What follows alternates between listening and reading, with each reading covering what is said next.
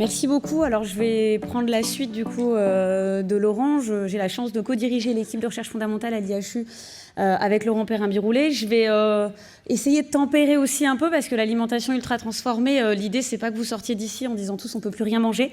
C'est très souvent le cas quand on commence à aborder ces sujets, on se dit qu'on peut plus rien manger. C'est pas l'idée non plus, mais et je rebondis un petit peu sur la question de Anne. Finalement, c'est aussi l'un des grands projets dont on discutait il y a très peu de temps avec Laurent, c'est de réussir à mesurer l'impact de chaque facteur environnemental. Aujourd'hui, quand on fait des études d'association, et c'est encore plus vrai en nutrition, et je pense que ce sera confirmé par mes confrères et consoeurs, c'est très difficile de dire qu'un seul facteur a un poids très important. Très probablement que l'aspect pollution, par exemple, dont on vient de parler, va être compensé chez certains individus par une activité physique, par des choses qu'on va réussir à moduler. Et l'alimentation ultra transformée, on va voir que c'est un facteur qui est assez facile finalement à changer, mais ça demande un petit peu d'investissement.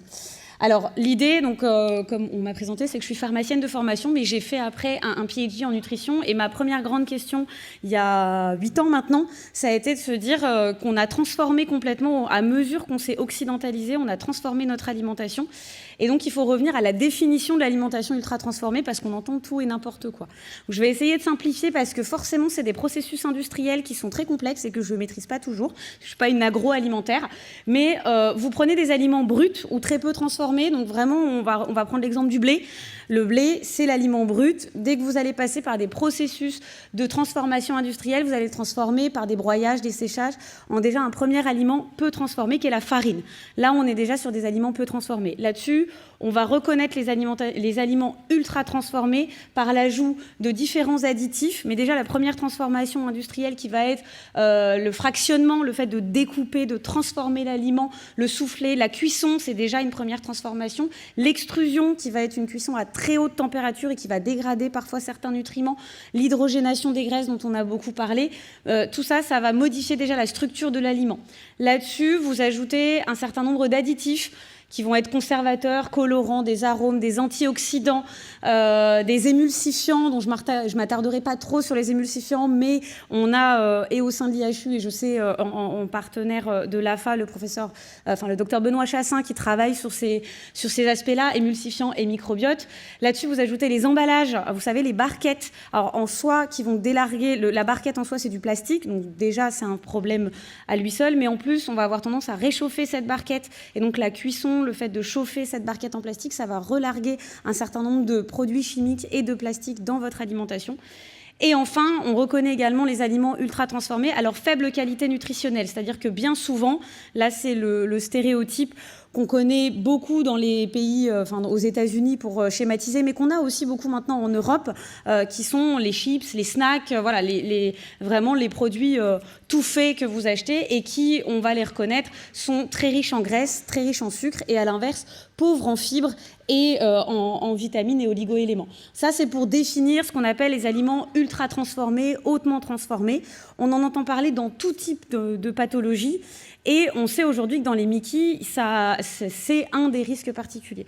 Il y a une très belle étude qui est sortie il y a 2 ans, une revue de la littérature qui s'est appuyée sur pas mal d'études, grâce à l'étude Nutrinet Santé notamment, qui s'est intéressée à la nutrition et aux différentes pathologies, et on voit que, un petit peu comme ce qu'on vient de dire, on va retrouver ce facteur aliment ultra transformé dans tout un tas de pathologies, le cancer, les troubles fonctionnels digestifs, les maladies cardiovasculaires dont on parle énormément, les syndromes dépressifs. Je rebondis sur la question de la psychologue. Effectivement, les aliments ultra transformés vont aussi avoir un impact, en tout cas sont associés à un risque accru de syndrome anxio-dépressif. Et évidemment, c'est la première pathologie auquel on pense, le surpoids, l'obésité, en tout cas une augmentation de l'IMC avec les risques qui vont avec, c'est-à-dire diabète et autres pathologies. Moi, je vais rester sur la notion de Mickey, puisque c'est ce qui nous réunit aujourd'hui.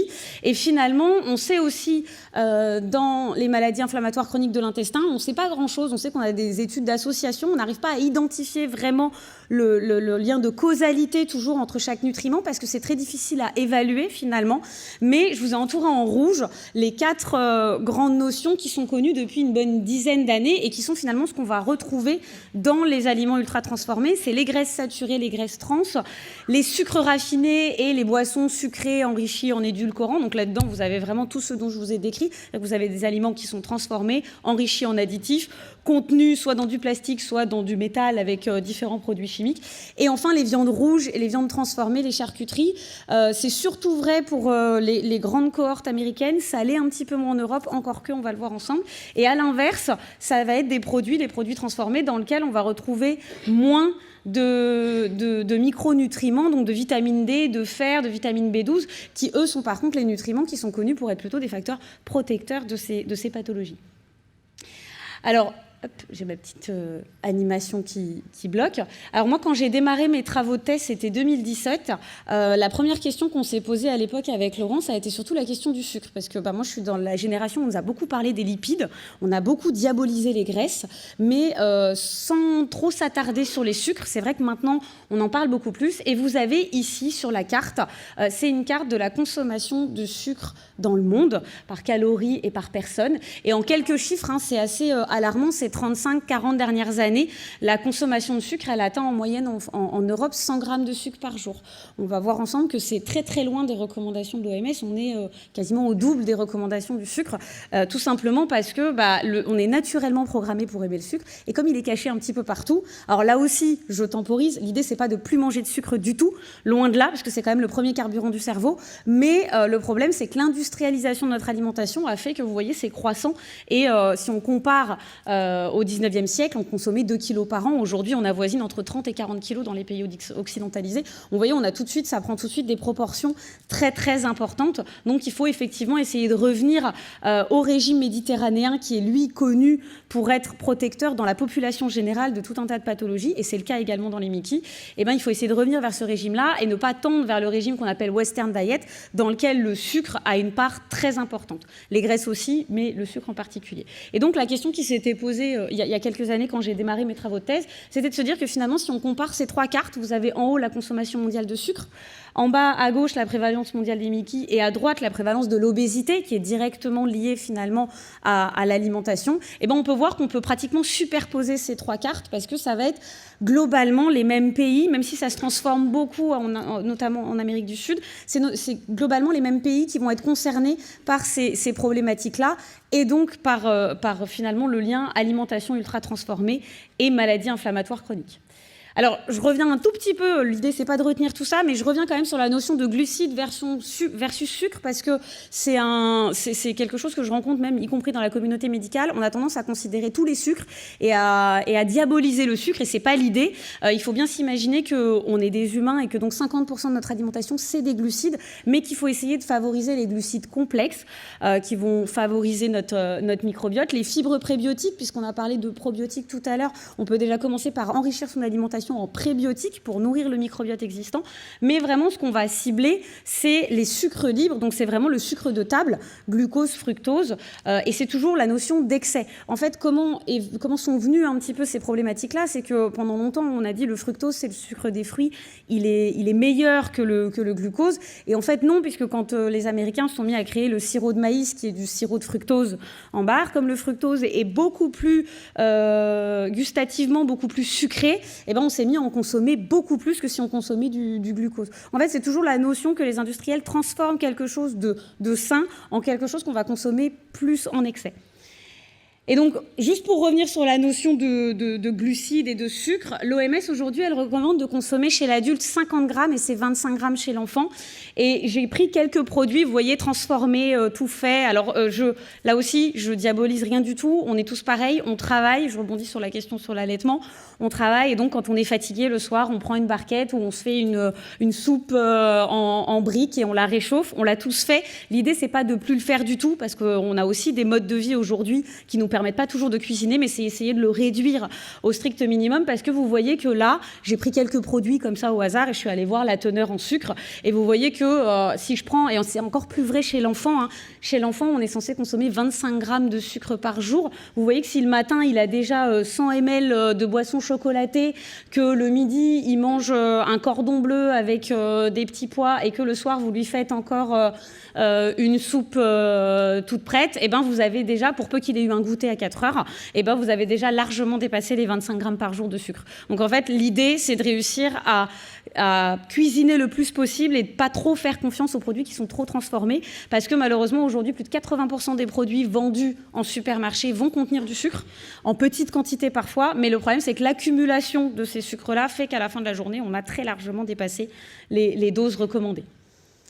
Alors, nous, on a fait nos premiers travaux qui ont été publiés en 2021, où évidemment, on peut pas... la consommation en sucre, elle est très difficile à évaluer chez l'homme, dans nos cohortes. Ça fait partie des projets de nos prochaines cohortes IHU. Mais on a travaillé chez la souris et on a démontré que les régimes qui étaient enrichis en graisse et en sucre, avec des petites doses, parce qu'on était à 25% de graisse pour 30% de sucre, ce qui est déjà important, mais qui est loin de ce qu'on peut trouver dans la littérature, avec des études à 60% de sucre ou de graisse.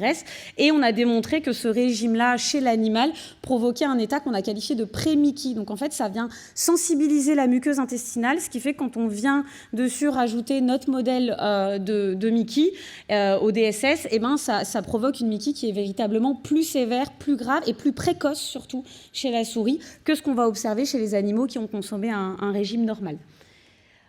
Les émulsifiants et l'inflammation intestinale, je ne m'attarderai pas très longtemps là-dessus, parce que si vous avez plus de questions, il faut se rapprocher de l'équipe de Benoît Chassin, qui est notre collaborateur microbiote au sein de l'IHU. Mais avec sa collègue Émilie Viennois, ils se sont concentrés ces 10-15 dernières années, et ils ont quand même démontré que certains émulsifiants, le CMC et le polysorbate, étaient associés à une inflammation intestinale importante qui prédisposait là aussi aux maladies inflammatoires chroniques de l'intestin. Mais récemment, Benoît a quand même démontré que finalement, et ça rejoint ce que le professeur Bérin-Biroulet vous disait, c'est que finalement, il y a aussi cette notion de prédisposition qui va faire qu'un individu ne va pas répondre comme un autre. Et l'équipe du docteur Chassin a bien démontré que certains microbiotes semblent visiblement plus sensibles aux émulsifiants que d'autres. Pourquoi? On n'a pas la réponse. Il y a probablement une part de génétique, une part d'histoire naturelle de votre microbiote. Mais voilà, donc l'idée, c'est pas de faire la chasse aux émulsifiants, parce que de toute façon, vous n'y arriverez pas, il y en a partout. Mais c'est de limiter. Et puis, on espère qu'avec les prochains travaux de recherche, on arrive finalement à identifier les personnes qui sont sensibles ou non, pour que, voilà, chez les personnes qui sont sensibles, on puisse dire, bah là, vous, il faut que vous fassiez attention et que vous les chassiez. Et vous, si au contraire, votre microbiote est plutôt bien adapté, eh ben, vous n'avez pas besoin d'éliminer ce facteur là, parce que comme on l'a vu, les facteurs environnementaux sont déjà hyper nombreux. Donc si on peut essayer de les prévenir et de les cibler, ça pourrait arranger tout le monde. L'un des derniers facteurs, c'est les viandes rouges et transformées. Alors là, ça a été très discuté parce qu'il y a plusieurs méta-analyses sur plus de 4 millions de sujets qui rapportent des relations. Et à chaque fois, c'est des relations, c'est là où c'est compliqué d'avoir la part de chaque facteur. On sait que les protéines totales, les protéines animales, les aliments sources de protéines animales, donc les viandes transformées, les produits laitiers, les œufs, sont associés dans certaines méta-analyses à un risque de survenue Mickey. Pour autant, l'incidence des Mickey, elle n'est pas associée à l'apport en protéines totales. Et il y a une belle étude sortie il y a 2 ans qui compare les cohortes américaines et les cohortes européennes. Et on se rend compte que dans les études européennes, c'est les apports en viande rouge qui ont l'air d'être plus corrélés à ce rôle pro-inflammatoire. On a identifié quelques composés qui apparaissent notamment lors de la cuisson, de la surcuisson des viandes ou lors de la métabolisation de certains produits carnés par le microbiote intestinal. Là aussi, ça ne veut pas dire qu'il faut manger sans viande, loin de là, mais simplement essayer de limiter. Mais ça fait partie des recommandations en population générale. L'OMS a fait des recommandations il y a 5-6 ans, je crois, de mémoire, pour prévenir le cancer de façon générale. Il faut essayer de limiter sa consommation en viande rouge et en viande transformée. Donc finalement, les recommandations qu'on donne en population générale s'appliquent quand on est atteint d'une maladie inflammatoire. Alors ça, c'est une petite diapo qui avait été présentée par Franck Cabonnel au GTED l'année dernière et que j'ai trouvé intéressant parce que c'est toute la complexité quand on travaille en nutrition. C'est que vous voyez qu'il y a des associations des fois entre un aliment ou un nutriment et Mickey. Et par contre, on ne va pas forcément retrouver les mêmes choses quand on va s'intéresser au profil alimentaire. Et moi, pour le coup, je préfère m'intéresser à un profil alimentaire qu'à un aliment parce que finalement, et encore moins à un nutriment, parce que finalement, les nutriments, déjà, personne d'entre nous, on n'est pas conscient de la quantité de nutriments qu'on... Là, si je fais un sondage et que je vous demande, il est 11h, quelle est la quantité de glucides, de lipides et de protéines que vous avez mangé hier, personne n'est capable d'y répondre et c'est normal. Par contre, les profils alimentaires, d'avoir un profil riche en sucre, riche en soda, c'est globalisé et ça nous permet un petit peu de schématiser. Alors évidemment, ça englobe et en fait, là aussi, vous avez, si on prend le régime méditerranéen dont on parle beaucoup, qui est riche en poissons, riche en fibres, finalement, les gens dans le bassin méditerranéen ne respectent pas toujours ce régime-là, mais c'est une globalité sur l'année, finalement, sur un mode de vie. L'idée, c'est vraiment de parler de mode de vie et pas d'un aliment. Je pense véritablement, malgré toutes les études qu'on met en place, je doute que demain, on arrive à vous dire qu'il y ait un nutriment, un aliment qui soit responsable de l'inflammation. C'est toujours un ensemble de facteurs qui, en plus, sont très probablement compensés les uns avec les autres. C'est-à-dire, vous pouvez, il y a certains patients, très probablement, qui peuvent consommer sucre et soda, mais qui vont avoir une activité physique, qui ne vont pas être stressés, qui ont donc un mode de vie par ailleurs relativement sain, qui du coup va les protéger. Et là, pour le moment, on n'a pas la réponse à la question de la part de responsabilité de chacun des facteurs environnementaux. Et on va lancer les premières études d'interactome, vraiment pour essayer d'identifier au sein de l'exposome, qui veut tout et rien dire, parce que ça englobe finalement tous ces facteurs d'exposition, lesquels sont responsables des uns et des autres. Donc l'idée, c'est que l'association entre aliments ultra transformés et Mickey, c'est une association qui est beaucoup plus complexe qu'on peut le penser. Il y a énormément de facteurs confondants. Il y a une étude qui est sortie, enfin il y a une lettre qui est sortie cette année dans l'American Journal of Gastroenterology et qui pointe un petit peu du doigt, et je suis tout à fait d'accord avec eux sur le fond, c'est que finalement, dans la plupart des études, on fait une association, des fois sur 4 millions de participants, on se rend bien compte que c'est les patients qui ont consommé le plus d'aliments transformés qui visiblement ont une Mickey qui est soit plus sévère, en tout cas qui s'est déclarée plus tôt, mais il y a aussi beaucoup de facteurs confondants dans ces études parce qu'il y a la notion de facteurs saisonniers où on va tous, là on va arriver sur les périodes des fêtes, on va tous manger à Noël de la raclette, voilà, on va tous changer notre alimentation. On a des périodes, donc il y a vraiment ce facteur saisonnier qui fait qu'on va consommer, à Pâques vous allez consommer des chocolats, voilà, il y a tous ces facteurs-là qui ne sont pas toujours pris en compte, les changements d'habitudes alimentaires qui sont temporaires, mais qui ne sont pas toujours pris en compte et qui sont importants. Il y a la relation de cause à effet, comme je vous ai dit, qui est très difficile à prendre en compte. Pour le moment, on en est encore très très loin. On sait qu'il y a une part de responsabilité, mais pourquoi, comment, on n'est pas encore capable de vous répondre. Et il y a cette notion de niveau de transformation des aliments qui va être similaire. Alors, l'idée, c'est que de la même façon qu'il existe un Nutri-Score, eh ben, il existe des classifications, mais qui sont très discutables. On sait aujourd'hui que les aliments ultra-transformés représentent en Europe jusqu'à 30% de notre alimentation. Et donc, à l'instar du Nutri-Score, il y a des chercheurs d'Amérique du Sud qui ont créé ce qu'on appelle la classification NOVA. Donc, vous voyez, c'est sur le même type, avec un code couleur 1, 2, 3, 4. Sauf qu'en fait, cette classification, elle ne va s'intéresser uniquement qu'à la transformation. Donc, vous allez pouvoir avoir un produit. Alors, la classification NOVA, c'est la classification qu'on utilise en recherche. Elle a été transformée pour le grand public à destination des transformateurs en classification SIGA par une start-up. Mais là aussi, le problème, c'est que vous allez voir sur ma diapo suivante qu'on va se retrouver avec des aliments qui vont avoir un très bon score NOVA, enfin SIGA, mais un très mauvais Nutri-Score. Et l'idée, c'est pas de choisir que l'un ou que l'autre. C'est qu'en fait, c'est un peu le problème, il n'y a pas de score parfait. Le Nutri-Score va s'intéresser vraiment à la teneur en nutriments, la richesse en graisse, la richesse en sucre, ce genre de choses. Le score SIGA, qui vient du score NOVA, eh ben, il a malheureusement les limites du score NOVA, c'est qu'il va s'intéresser uniquement à la transformation. Il ne s'intéresse pas du tout à la teneur en nutriments. Et donc, vous allez pouvoir vous retrouver avec des produits qui sont très riches en graisse, mais qui pourtant vont être classés en SIGA A. Et à l'inverse, des produits qui sont classés, typiquement le foie gras, qui est très très gras, va être classé en classification NOVA 1, parce que c'est du foie, il y a très peu de transformation, il est à peine cuit. Mais par contre, c'est très très riche en graisse, donc en Nutri-Score. Donc vous voyez, l'idée, c'est de réussir finalement à faire la balance entre les deux. C'est-à-dire qu'il ne faut pas prendre que des produits bruts, parce que de toute façon, on a un mode de vie qui fait que des produits transformés, il y en a partout et on peut pas. Et puis il y a aussi la notion d'alimentation plaisir, donc on peut pas complètement les fuir, mais il faut essayer de les limiter le plus possible et de tout prendre en compte, le facteur nutriments, donc pas trop riche en sucre, pas trop riche en graisse, mais aussi le facteur transformation qui fait que, malheureusement, ça permet aux industriels, malheureusement, de berner un petit peu le consommateur. Je finirai sur les quelques régimes spécifiques. Finalement, on sait aujourd'hui qu'il n'y a pas de régime parfait dans les Mickey. Par contre, il existe le régime, le Crohn's Disease Exclusion Diet, qui est le régime de Levin. Et même s'il est discuté, son efficacité, elle est assez solide chez l'enfant, elle reste encore à démontrer chez l'adulte. Mais je trouvais ça intéressant parce que la première chose à faire quand on veut suivre ce régime, c'est d'éviter, c'est une éviction complète des aliments ultra transformés. Additionner à l'utilisation d'aliments qui sont supposés moins inflammatoires, ça va être plutôt des œufs, du blanc de volaille, des choses faciles à digérer et du modulène. Ça, je ne vais pas revenir là-dessus, c'est discutable. Mais en tout cas, le premier facteur, la première chose à faire dans ce type de régime, c'est une éviction totale des aliments ultra transformés. Et a priori, on commence à avoir pas mal d'études de la littérature où il y a, alors si ce n'est pas un effet sur la pathologie elle-même, il y a quand même un ressenti des patients qui a l'air d'être dans le bon sens. Par contre, il nous faudra encore des études randomisées de plus grande ampleur pour confirmer l'efficacité de ce type de régime, mais vous l'aurez compris, nous on est convaincus qu'en réduisant déjà les aliments ultra transformés, c'est un des facteurs qui est facilement modulable. Contrairement à la pollution que vous ne pouvez pas maîtriser, vous ne maîtrisez pas la pollution, que vous soyez la pollution environnementale des sols, de l'air. Par contre, l'alimentation, on maîtrise, c'est quelque chose qu'on peut facilement moduler et donc dont on peut être acteur de sa santé. Les recommandations nutritionnelles, on en a très très peu, mais on en a quand même quelques-unes. Elles commencent à dater un petit peu.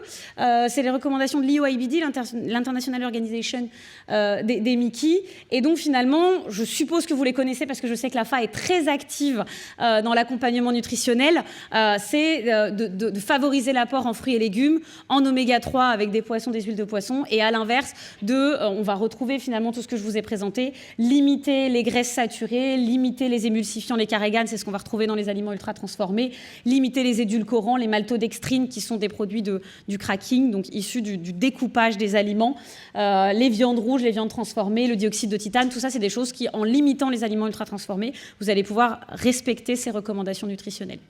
Merci de votre attention et je tiens à remercier toute l'équipe de l'IHU que vous voyez là, où vraiment, je vous assure, on s'implique depuis un certain nombre d'années maintenant. Laurent depuis 20 ans, mais nous depuis un peu moins de 10 ans maintenant, 7 ans pour moi. On vous remercie et on en profite pour remercier l'AFA qui a soutenu mon projet microplastique et où on vous tiendra au courant parce qu'on a aussi d'autres projets justement sur les facteurs d'exposition et l'impact des différents facteurs d'exposition et des polluants en particulier dans les Mickey. Merci à vous.